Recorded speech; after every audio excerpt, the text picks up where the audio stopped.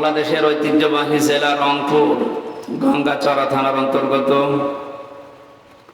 উত্তর পানাপুকুর ওকড়াবাড়ি সরকারপাড়া নবনির্বাচিত হাফেজিয়া মাদ্রাসার উন্নয়ন কল্পে অষ্টম বৎসরে তাফসীরুল কোরআন মাহফিলের স্বনামধন্য সভাপতি জনাব মাওলানা নজরুল ইসলাম, প্রধান অতিথি মাননীয় জাতীয় সংসদ সদস্য জনাব আসাদুজ্জামান বাবলু, এতক্ষণ যারা কোরআনে কারীম থেকে আলোচনা রাখলেন, আপনাদের এ বিভাগের কৃতি সন্তান জনাব মাওলানা ওমর ফারুক সিদ্দিকী, আলোচনা রেখেছেন জনাব মাওলানা হোসাইন আহমেদ মাহফুজ চুয়াডাঙ্গা। মঞ্চে বসা আছেন ইসলামিক চিন্তাবিদ মাওলানা আবু যর গেফারি চুয়াডাঙ্গা। বসা আছেন বন্ধুবার হাফেজ মাওলানা মাহফুজুর রহমান দিনাজপুরি। বিশেষ অতিথিবৃন্দ, যত মানুষের নাম দিয়েছে একটা একটা করে নাম ধরে দোয়া করলে অনেক সময় লাগবে, একবারে দোয়া করে দিলাম।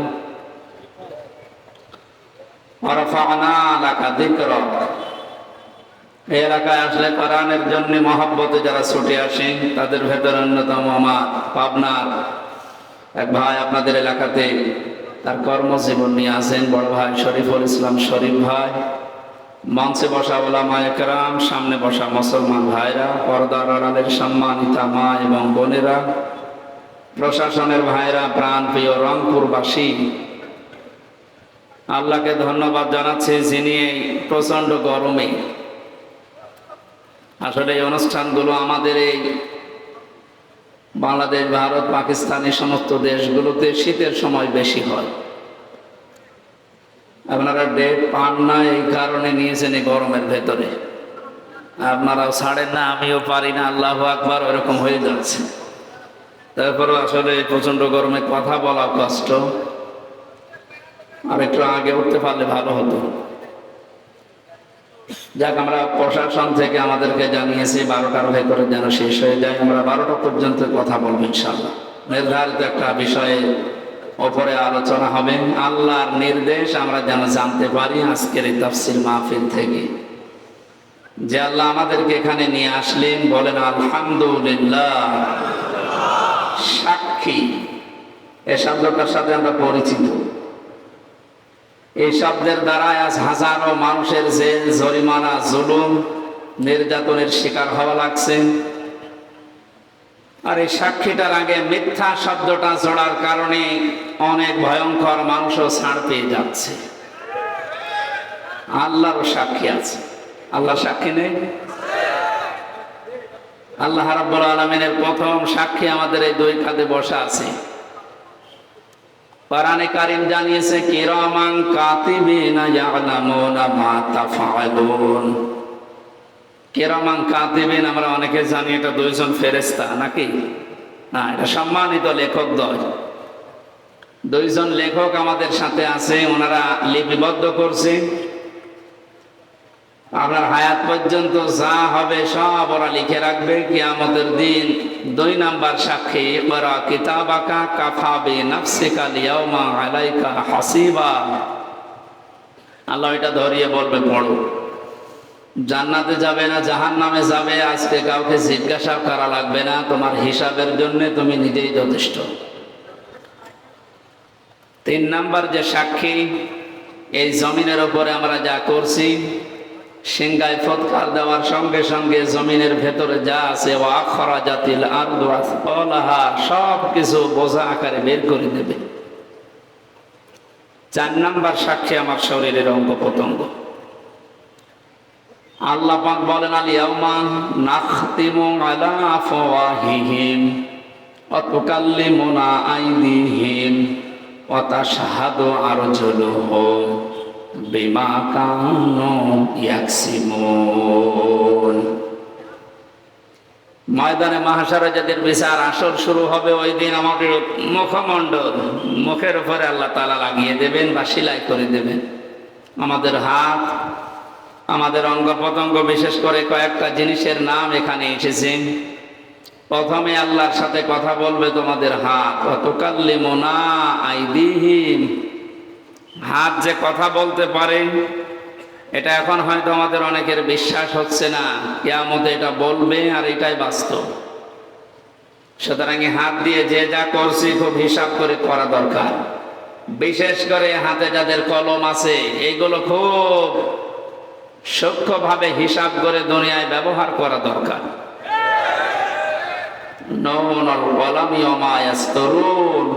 আল্লাহ বলেন কলমের কসম, এবং কলম দিয়ে লেখকরা যা লেখে ওই লিখিত জিনিসের কসম। সুতরাং সাংবাদিক যারা আছেন, লেখক যারা আছেন, বিচারক যারা আছেন, কলম দিয়ে কিছু লেখার আগে আমার মনে হয় কমপক্ষে 10 বার ভাবা উচিত। এমন কিছু লেখা ঠিক না যে আমার চোখ বন্ধ হওয়ার পরেও যেন ওই লিখিত জিনিস আবার কিয়ামত পর্যন্ত আমার কবরের আযাব বাড়াতেই থাকে। আমার কথার অর্থ বোঝেন তো? লেখকরা যা লিখে যাচ্ছে এই লিখিত জিনিসের কসম দিলেন কেন? পৃথিবীতে এমনও মানুষ আছে বুঝে হোক না বুঝে হোক এমন কিছু লেখে, ওই সময় হয়তো আবেগে কিছু লিখে রাখা যাওয়ার পরে লোকটা বিদায় নিলে ওই লিখিত জিনিস নিয়ে জীবিত মানুষেরা এমন এমন কিছু তৈরি করে রং চং মাখিয়ে,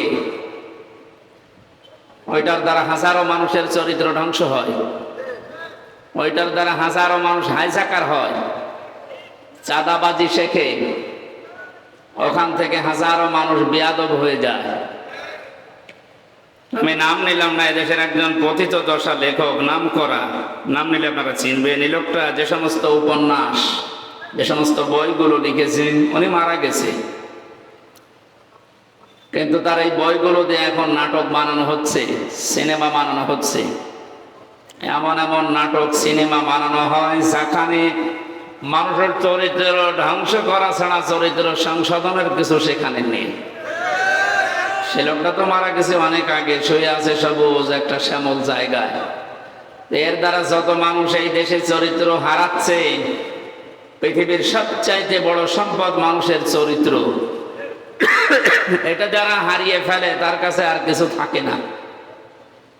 আপনি তো মারা গেলেন, আপনার লিখিত জিনিস দিয়ে কি মানুষ হারাচ্ছে আপনি কবরে বসে বসে কিন্তু এখন টের পাচ্ছেন। এই জন্য লেখকরা যা লিখে যাচ্ছে ওই লিখিত জিনিসের গুরুত্ব আছে। এই জন্য আল্লাহ লিখিত জিনিসের কসম দিয়েছে। এমনকি এটা যখন ইতিহাস হয়ে যায় তখন ওর কদর আরো বেড়ে যায়। আল্লাহ বলেন ওয়াল আসরি, ইতিহাসের কসম। কারণ পৃথিবীর ময়দানে অনেক কিছু অনেকে ভুলে যায়, ইতিহাস ওইটা সংরক্ষণ করে রাখে। ইতিহাস কিন্তু ভোলে না। পৃথিবীর নিয়মই হচ্ছে এটা, ঘটনা যখন ঘটে ওই সময় কেউ লেখে না, ঘটনা ঘটে যাওয়ার পরে কিন্তু ইতিহাস লেখা হয়। আপনি কি বুঝে বলেন ঠিক নাকি আন্দাজে সবার সাথে তাল মিলান? আপনার অনেকে আমরা জন্মের পর থেকে ইয়াজিদের ইতিহাস শুনি। লোকটা জালেম ছিল।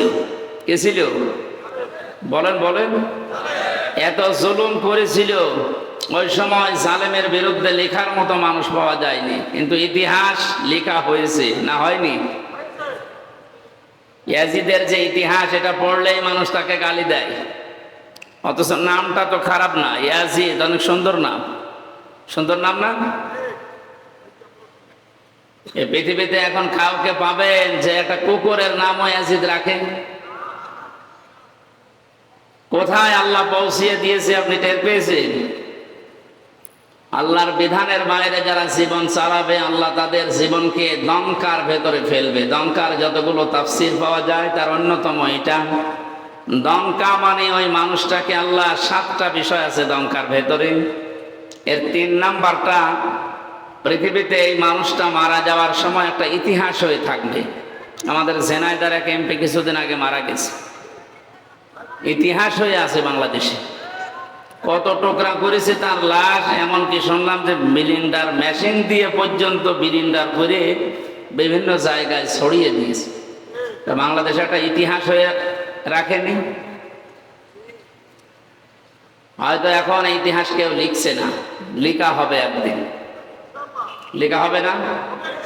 10 বছর, 20 বছর, 50 বছর পরে যখন ইতিহাস লেখা হবে, পৃথিবীর মানুষ আগামী প্রজন্ম দুনিয়ায় যারা আসবেন, জালেমদের নাম শুনলে বরদোয়া দেবে, ঘৃণা করবে। ইমাম হোসাইনের পক্ষে ওই সময় কেউ ছিল না, কলম ধরার সাহস কারো হয়নি, কিন্তু ইতিহাস লেখা হয়েছে না, লেখা হয়নি? ইমাম হোসাইনকে ইতিহাস স্মরণীয় বরণীয় করে দিয়েছে, নন্দিত করে দিয়েছে, বিজয়ী করে দিয়েছে। আর ইয়াজিদকে আল্লাহ নিন্দিত, ঘৃণিত, এই পৃথিবীর সবচাইতে নিকৃষ্ট মানুষের তালিকায় নাম তুলে দিয়েছে। এত সুন্দর নাম এই লোকটাকে যদি এত নিচে নামিয়ে আল্লাহ দিতে পারেন, পৃথিবীর যারা জালেম, হয়তো সামনাসামনি আপনাদের কোনো কিছু বলার ক্ষমতা দুনিয়ায় কারো নেই, ইতিহাস কিন্তু লেখা হবে। নয়তো ওয়ালা আসরি, আসরের আগে আল্লাহ ওয়া দিতেন না। আল্লাহ কসম দিয়েছেন, ইতিহাসের কসম, এটা নীরব সাক্ষী। চোখ বন্ধ হওয়ার পরে হয়তো ইতিহাস যখন লেখা হবে, আপনারও নাম এই পৃথিবীতে যত সুন্দর থাক, কিয়ামত পর্যন্ত আপনার নামে কেউ কুকুরও পুষবে না। এই জন্য আমাদের উচিত, সাক্ষীর যে বিষয় 4 ধরনের বললাম, আল্লাহ রাব্বুল আলামিন এই 4 প্রকার সাক্ষী যেন আমাদের পক্ষে এনে দেন, বলেন আমিন।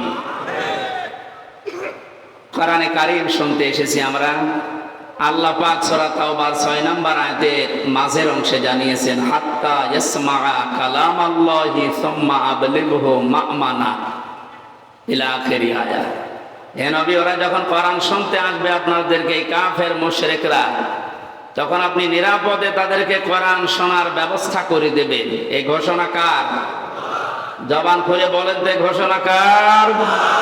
এতটুকু আল্লাহ শেষ করেননি, সুম্মা আবলিগহু মা'মানা। কোরআন শোনা হয়ে গেলে তাদেরকে নিরাপদে তাদের বাড়ি পর্যন্ত পৌঁছিয়ে দেবেন। আপনি কি বুঝলেন এই আল্লাহর বক্তব্য শোনার পর?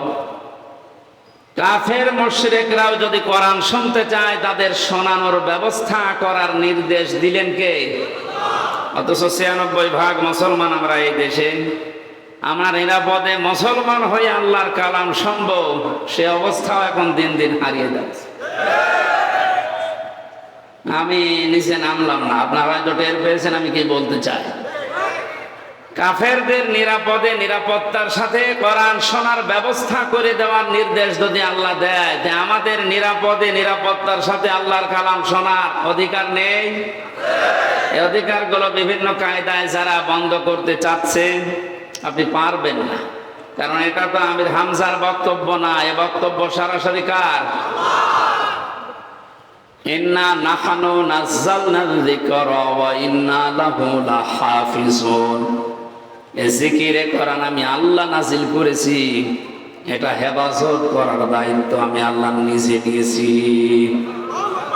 এজন্য বুঝে হোক না বুঝে হোক, বিভিন্ন জিনিস হাতে পেয়ে যারা কায়দা কৌশল করে এটা থেকে মানুষকে দূরে সরিয়ে রাখতে চাচ্ছেন, আপনার মিশন কখনো সফল হবে না ইনশাআল্লাহ।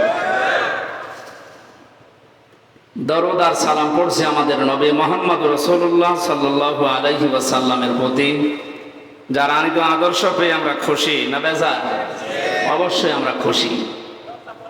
যে সূরার আয়াত পড়েছি, সূরা তাওবার 119 নম্বর আয়াত, এই সূরার 129 নম্বর আয়াতে আল্লাহ রাব্বুল আলামিন বিশ্ব নবী মুহাম্মদ রাসূলুল্লাহ কিছু গুনাহ বলে দিয়েছেন। তিনি মুমিনদের উপরে রহম দিন। এই পৃথিবীতে আল্লাহর যে নামগুলো আছে, কয়েকটা নবীর নামের শেষে আল্লাহ তার নিজের নাম ব্যবহার করেছেন, তার ভেতরে আমাদের নবী মুহাম্মদ রাসূলুল্লাহ একজন। কয়েকদিন ধরে যে ইবাদতটা চলে গেল, নাম আমরা জানি কুরবানি, নাম কি চলে গেল না? উৎসাহ উদ্দীপনা নিয়ে সারা দেশে এই দিবসটা পালন করেছি আমরা, কিন্তু একটা মহান শিক্ষা দিতে এসেছিল। কুরবানির ইতিহাস আমি সেদিন এই লালমনিরহাট সদরে বলেছিলাম যে এই জায়গা থেকে এসেছি আর এই জায়গা থেকে শেষ হয়ে গেছে। এখানে 27টা শিক্ষা দিতে এসেছিল 1 বছর পর পরে কুরবানি। আল্লাহ রাব্বুল আলামিন তার নিজের যে নাম হালিম, যে নবীর নামের পরে দিয়েছেন ফাবাশশারনাহু বিগুলামিন হালিম। জাতির পিতা হযরত ইব্রাহিম নবী আলাইহিস সালাম আল্লাহর কাছে দোয়া করেছিলেন 80 অথবা 99 বছর বয়সে, রব্বি হাবলি মিনাস সালিহিন, হে আল্লাহ, তুমি আমাকে একটা নেককার সন্তান দান করো। আলেম যারা আছেন তাদেরকে খেয়াল করার জন্য বলছি, এখানে দুইটা শিক্ষা আছে। আমাদের জাতির পিতা হযরতে ইব্রাহিম আলাইহিস সালাম আল্লাহর কাছে দোয়া করেছিলেন কয় বছর? 80 বছর। কয় বছর? অন্য বর্ণনায় আছে 99 বছর পর্যন্ত। বিবাহের পর থেকে 99 বছর পর্যন্ত উনি দোয়া করছেন, রব্বি হাবলি মিনাস সালিহিন, হে আল্লাহ আমাকে একটা নেককার সন্তান দান করো।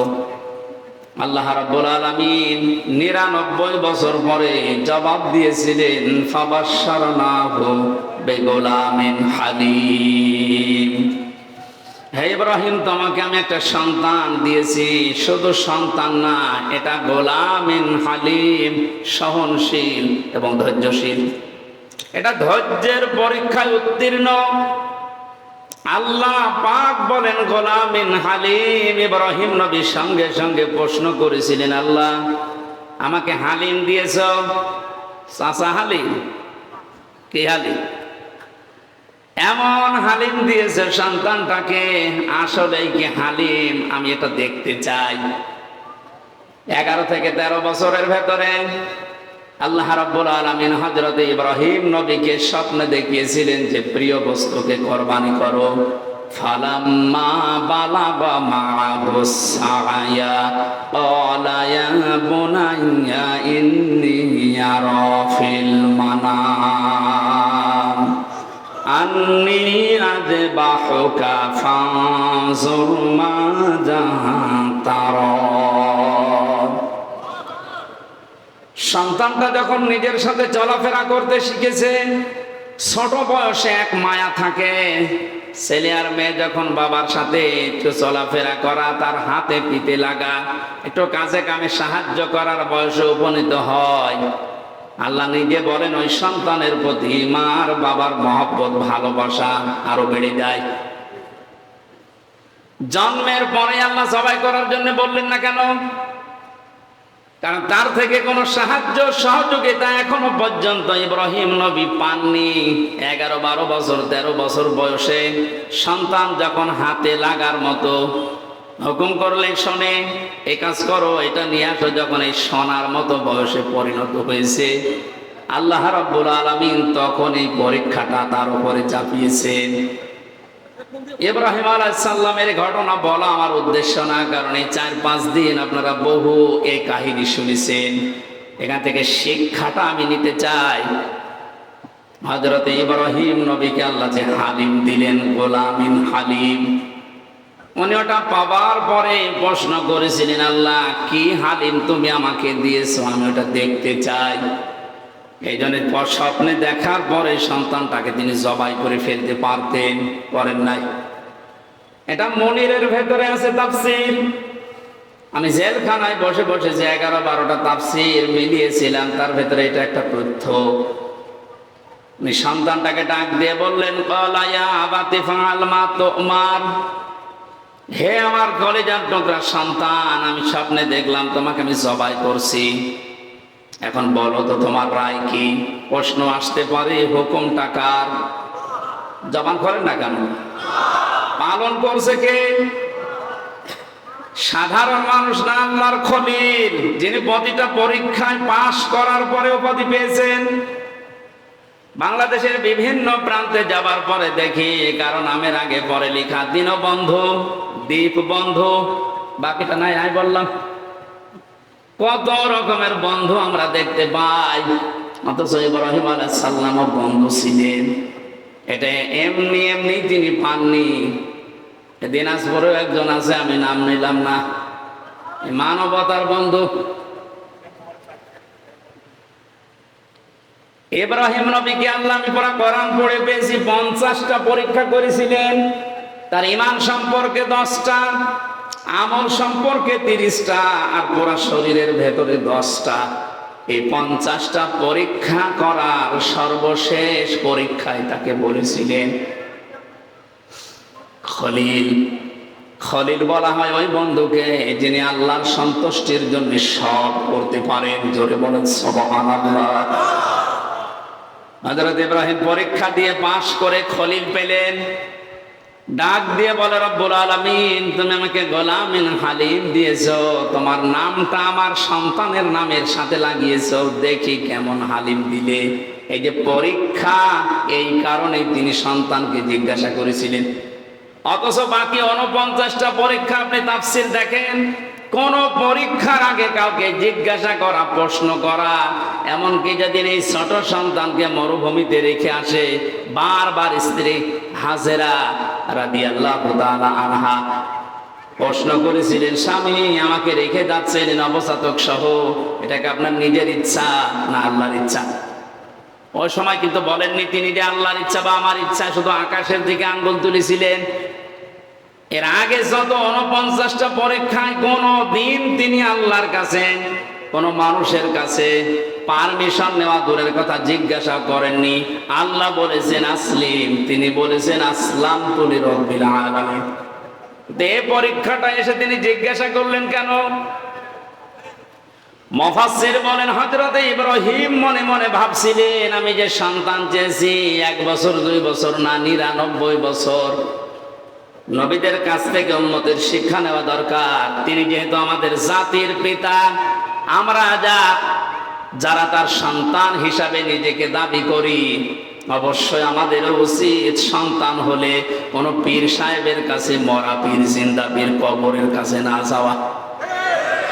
তিনি যেতে 99 বছর পর্যন্ত দোয়া করেছিলেন, আর আমাদের 2-4 বছরেই মন ভেঙে যায়। সন্তানটা পাওয়ার পরে চিন্তা করছিলেন, আল্লাহ আমাকে হালিম দিয়েছে, আমি আসলে পরীক্ষা করে দেখি কেমন গোলামিন হালিম। বললেন, বাবা আমি স্বপ্নে দেখেছি তোমাকে জবাই করছি, এখন তোমার রায় বলো। ছোট মানুষ তো রায় একবারেই বলতে পারতেন, আপনি কি বাবা না কসাই? ছোটবেলায় রেগে এসেছিলেন, কোনোদিন খোঁজ খবর নিলেন না, 11 বছর বয়সে এখন এসে বলছেন যে তোমাকে জবাই করতে চাই। একটা কথা হলো। এমনকি অহংকার চলে আসবে নিজের ভেতরে, এমন কোন কথা মুখ দিয়ে বের করেননি। মাত্র 11 বছর বয়সে হযরত ইসমাইল নবী আলাইহিস সালাম যে কথা তিনি জবাব দিয়েছিলেন বাবাকে, কিয়ামত পর্যন্ত উম্মতি মুহাম্মদের জন্য আল্লাহ অনুকরণীয় করে রেখে দিয়েছেন।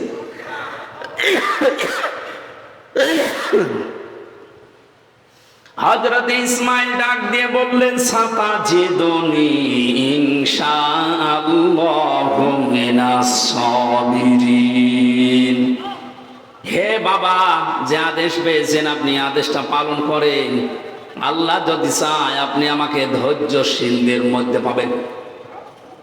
শব্দের দিকে খেয়াল করেন, তিনি সাতাজিদুনি ইনশাআল্লাহু মিনাস সাবির বলেন নাই যে আমি মাত্র ধৈর্যশীল আল্লাহর বিধান পালনের ক্ষেত্রে, আমার মতো ধৈর্যের পরীক্ষা কেউ দিতে পারে না। এরকম কথা বললে হয়তো অহংকার চলে আসবে, নিজেকে অহংকার থেকে বাঁচিয়ে এমন একটা কথা জুড়েছেন যেটা আমার ভেতরে কোনো রকমের অহংকার লেশ মাত্র না আসে। হযরত ইব্রাহিম নবী সাতাজিদুনি ইনশাআল্লাহ মিনাস সাবিরিন, এই 2টা শব্দ শোনার পরে তিনি মনে মনে ভাবলেন যে আমার দোয়া যা করেছিলাম আর আল্লাহ যা জবাব দিয়েছেন, হ্যাঁ ঠিক মতোই হচ্ছে। যে আল্লাহর বিধান মানতে গিয়ে 2টা শব্দ বলেছে, ইনশাআল্লাহ, সাবিরিন। এখান থেকে শিক্ষা নেওয়া দরকার, পৃথিবীর কোন কাজ যদি আমরা আল্লাহর জন্য করি, আমরা যেন অহংকার না করি। হযরত ইসমাইল নবী আলাইহিস সালাম বাবাকে বললেন, আপনি শুরু করেন যা স্বপ্নে দেখেছিলেন। তাফসিরে হাদিসে যে বিশাল কাহিনী আপনারা শোনেন জন্মের পর থেকে, হযরত ইসমাইল নবীকে নিয়ে তার বাবা যখন জবাই দিচ্ছিলেন, ওই সময় আল্লাহ পাক তাকে ডাক দিয়েছিলেন, ফালাম্মা আসলামা ওয়া তাল্লাহু লিল জাবিন। আমি আলেমদেরকে বলছি, আল্লাহ পাক আসলিম না দিয়ে আসলামা দিলেন কেন? আসলামা না দিয়ে আসলামা দিয়ে বচন দিয়েছেন এই কারণে, হযরত ইব্রাহিম নবী যদি আল্লাহর এই পরীক্ষায় পাশ করার জন্য বলতেন আমি জবাই করবই, ইসমাইল নবী যদি বলতেন না আমি জবাই হব না, আল্লাহর বিধান পালন করা কারো জন্য হতো? বলেন বলেন না। একজন দৌড় দিত আর একজন সরে নিয়ে তাড়া দিত।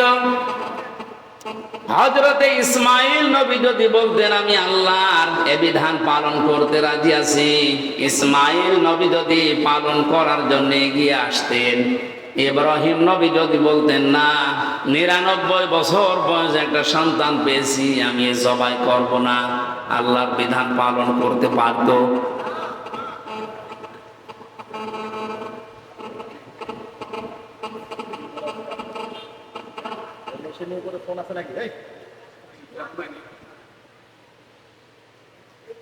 আপনারা শুনতেছেন? আমি এরপর 1 মিনিট পরে একটা প্রশ্ন করব, যদি বলতেন আপনারা এখানে বসে থাকবেন। ফালাম্মা আসলামা দিয়ে বসন দিয়েছেন কেন? না বেশটা বলে তো আমি বোঝাতে পারবো না। এই মোবাইলে এই করতে পারবে, লক করে রাখতে পারো না?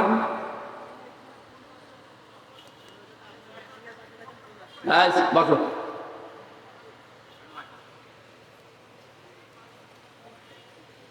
আমার ভাইরা, ফালাম্মা আসলামা দেওয়ার কারণে এইটাই একটু খেয়াল করেন। এখানে এইটা বলার জন্য আমি 10-15 মিনিট ব্যয় করছি, এমনিতে না। আল্লাহ পাক বলেন আসলামা, টান দিলাম 1 বচন 2 বচন কি দিয়ে বচন দিয়েছি কেন জানো? 2 জনই যখন এগ্রি হয়েছে, রাজি হয়েছে আল্লাহর বিধান পালন করার জন্য, 2 জন রাজি, আল্লাহ পাক তখন তাদের এই বিধান সহজ করে দিয়েছেন। শুধু না, অনাদাইনাহু আইয়া ইব্রাহিম, আরশ থেকে আল্লাহ ডাক দিয়েছেন ইব্রাহিম, ক্বাদ সাদ্দাকতার রুইয়া ইন্না কাযালিকা নাজজিল মুহসিনিন, অবশ্যই তুমি তোমার স্বপ্নকে সত্যে রূপ দিয়েছো, আর এভাবেই করে আমি মুহসিন বান্দাদেরকে পুরস্কার দিয়ে থাকি। আল্লাহ মুহসিন না দিয়ে মুহসিনিন বহু বচন দিয়েছেন। শুধু এটা ওই সময়ের জন্য না, কিয়ামত পর্যন্ত 2টা শিক্ষা এখানে বহন করে। 1 নাম্বার আসলামা দেওয়ার শিক্ষা, 2 নাম্বার মুহসিনিন দেওয়ার শিক্ষা। একটু খেয়াল করবেন ভাই, আমাদেরকে আল্লাহ পাক জানাতে চেয়েছেন বাপ বেটা 2 জনে যখন রাজি, তখন যেমন আল্লাহর বিধান পালন করা তাদের জন্য সহজ হয়ে গেছে। এদেশের 18 কোটি জনগণ, আমরা 1628 জন মানুষ দায়িত্ব পালন করছে এই 18 কোটি মানুষের উপরে। এই 1628 জন যদি এখন এই বাংলাদেশে ইব্রাহিম নবী আলাইহিস সালামের ভূমিকায় অবতীর্ণ হতে পারে, 18 কোটি মানুষ যদি আমরা এখন ইসমাইল নবীর ভূমিকায় আসতে পারি, আল্লাহর কসম 41 সাল লাগবে না, 41 ঘন্টায় আল্লাহর বিধানে দেশে কায়েম হয়ে যাবে। আসলামা দেওয়ার প্রথম ব্যাখ্যা এটা। ঘটনা শুধু শুনিয়ে গেলে যাচ্ছি, এখন যদি এরপরের আয়াতগুলো একটা একটা করে শিক্ষামূলক বলি, আমার মনে হয় আপনারা কান্নাকাটি করবেন। কাঁদার দরকার নেই, এখানে শিক্ষাটা নেওয়া দরকার। যারা আছেন কারো ইশারায় না চলে জাতির পিতা ইব্রাহিম আলাইহিস সালামের ভূমিকায় আপনারা অবতীর্ণ হবেন, এটাই জাতি চাচ্ছে। আল্লাহর বিধান যখন যেটা সামনে আসবে, চিন্তা ভাবনা না করে একবারে আল্লাহর বিধান পালন করার জন্য অবতীর্ণ হবেন। আমরা যারা আছি 16 কোটি 18 কোটি জনগণ, আমরা ইসমাইল নবীর ভূমিকায় এগিয়ে আসবো ইনশাআল্লাহ। মুহসিনিন দেওয়ার ব্যাখ্যা হচ্ছে শুধু ওই সময়ের জন্য না, কিয়ামত পর্যন্ত যত মানুষ আল্লাহর বিধানকে হযরত ইব্রাহিম আলাইহিস সালাম আর ইসমাইল নবী আলাইহিস সালামের মতো মন দিয়ে মেনে নেওয়ার জন্য এগিয়ে আসবে। ওনাকে যেমন দুম্বা দিয়ে পরীক্ষা করেছিল, সবাই হয়েছে, কিন্তু সন্তানের পরিবর্তে দুম্বা। আল্লাহ পাক বলেন কিয়ামত পর্যন্ত ইন্না কাযালিকা নাজিল মুহসিনিন, আমার মুহসিন বান্দাদেরকে ঠিক আমি এইভাবে করে পুরস্কার দেব। ইন্না হাযা লাহুল বালাউল মুবিন ওয়া ফাদাইনাহু বিযিবহিন আযীম। আমার কথার মূল ছিল আল্লাহ পাক যত নাম ব্যবহার করেছেন বিভিন্ন নবীদের নামের পরে তার এক নম্বরে দিয়েছেন হযরত ইসমাইলকে। তিনি ছিলেন ধৈর্যশীল, সহনশীল, ধৈর্যের পরীক্ষায় উত্তীর্ণ সন্তান। দ্বিতীয় নম্বরে নাম আল্লাহ দিয়েছেন হযরতে ইসহাক নবী আলাইহিস সালামকে, গোলামিন আলিম, আমার জ্ঞানী বান্দা। আমরা মুহাম্মদুর রাসূলুল্লাহকে আল্লাহ পাক তার নিজের সবচাইতে বড় নামটা দিয়েছেন, ওয়া ইন্নাকা লাআলা খুলুকিন আযীম। হে নবী, আপনাকে আমি এমন চরিত্র দিয়েছি, এই যে রাউফুর রহিম, এটা একটা চরিত্র। উম্মতের উপরে, উম্মতের ভেতরে যারা ঈমানদার তাদের প্রতি আল্লাহ পাক বলেন আপনার একটা আলাদা মহব্বত, ভালোবাসা আছে, আপনি স্নেহশীল, আপনি মায়াশীল তাদের জন্য। আপনাকে এমন একটা চরিত্র আমি আল্লাহ দিয়েছি, কিয়ামত পর্যন্ত মানুষ অনুসরণ করে ওর কুল কিনারা খুঁজে পাবে না। জোরে বলেন সুবহানাল্লাহ। এই নবীর উপরে দরুদ আর সালাম পড়ি। কোরআনে কারিমের সূরা তাওবা 119 একটা মাত্র আয়াত আমরা পড়েছি। লক্ষ লক্ষ হাদিস থেকে দুইটা বর্ণনা আছে, একটা আবি উমামা থেকে আর একটা আবি হুরায়রা থেকে। আমি একটা হাদিস পড়েছি। কোন মানুষ যদি তার ঈমানকে পরিপূর্ণ করে নিতে চায়, সে কাউকে ভালোবাসলে যেন দুনিয়ার কোনো স্বার্থে না, আল্লাহর জন্য ভালোবাসে। আজ আমাদের অনেকের ভালোবাসা হয় মেকি নাই কোনো স্বার্থের কারণে, এই জন্য আমাদের ঈমান পরিপূর্ণ হতে চায় না। শব্দটা যদিও ছোট্ট, এটা কিন্তু অনেক ওজনওয়ালা কথা। মান আহাব্বা লিল্লাহ, কাউকে যদি কেউ ভালোবাসে, কার জন্য বাসবে? বলেন বলেন। দুই নম্বরে, কাউকে যদি কেউ ঘৃণা করে, সেজন্য আল্লাহর জন্য ঘৃণা করে। তিন নম্বরে, কাউকে কিছু দান করলে আল্লাহর জন্য দান করা লাগবে। কাউকে কিছু যদি বিরত থাকেন দেওয়া থেকে, তাও আল্লাহর জন্য বিরত থাকা লাগবে। ফাকাদ ইস্তাকমালাল ঈমান, নবীজি বলেন সে যেন তার ঈমানকে কামেল করে নিয়েছে, পরিপূর্ণ করে নিয়েছে। হাদিসটা আমাদের প্র্যাকটিক্যাল লাইফে আল্লাহ সেট করার তৌফিক দেন, বলেন আমিন। তেলাওয়াত করেছিলাম সূরা তাওবা। কোন সূরা বলেন তো? কোন আয়াত থেকে কথা শুনতে হলে তাফসীর অনুযায়ী 5টা বিষয় লক্ষ্য করা লাগে। আমরা জানি তাফসীর এক মাযহারিতে আছে। এক নম্বরে শুদ্ধ তেলাওয়াত করা লাগে, যেটা আমরা করেছি এর আগে। মাতৃভাষায় যে যেই ভাষায় কথা বলে ওই ভাষায় জনগণকে ওর অর্থ শোনানো লাগে, ওটা আমরা শোনাবো ইনশাআল্লাহ। 3 নম্বর, ঐতিহাসিক প্রেক্ষাপট, এ সূরা নাজিল হওয়ার পেছনে কারণ কি, ওইটা বলা লাগে। 4 নম্বর, আয়াতের বাস্তব শিক্ষা কি, ওই মানধাতামূলক কি হয়েছে ওটা বাদ দিন। এখন বাস্তবে কি দরকার, স্থান কাল পাত্র ভেদে ওই জায়গায় ওই কথা সেট করা দরকার ওই আয়াত দিয়ে। আজকে একটা সকালে বিবাহ অনুষ্ঠানে গিয়েছিলাম। ওখানে বিবাহ মানে আনন্দ, বিবাহ মানে জায়েজ পন্থায় থেকে ইসলামী সংস্কৃতি যা আছে সেইটার গণ্ডির ভেতরে থেকে মানুষ যেন একটু আনন্দ করে। একজনকে ইসলামী সঙ্গীত বলতে দিয়েছে, সে এমন একটা সঙ্গীত আরম্ভ করেছে, মানুষ মরে গেলে যেটা বলে ওইটা। একই মরণের অনুষ্ঠান। এই জন্য স্থান কাল পাত্র ভেদে কথা বলা দরকার। এই আয়াত থেকে এখন যেটা খুব জরুরি, আমরা ওই কথাগুলো তুলে আনার চেষ্টা চালাবো ইনশাআল্লাহ। 5 নম্বর আয়াত থেকে যে শিক্ষাগুলো পাওয়া যাবে এটা নিয়ে বাড়ি দেওয়া। আল্লাহ আমাদের আজকের এই ছোট্ট অনুষ্ঠান হলো, এখান থেকে তাফসীর আকারে যে কথা বলছি বা বলবো, এখান থেকে ওইগুলো নিয়ে যাওয়ার তৌফিক যেন দান করেন, বলেন আমিন। জবান খুলে কোরআনের এই আয়াতটা একবার পড়েন, যেন একটা অক্ষরে 10টা করে নেকি পাওয়া যায়। আউযু বিল্লাহি মিনাশ শাইতানির রাজিম।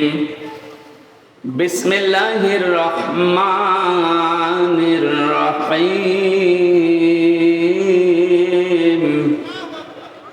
ইয়া আইয়ুহাল্লাযীনা আমানুত্তাকুল্লাহা ওয়া কুনু মা'আস সাদিকিন। সাদাকাল্লাহুল আযীম।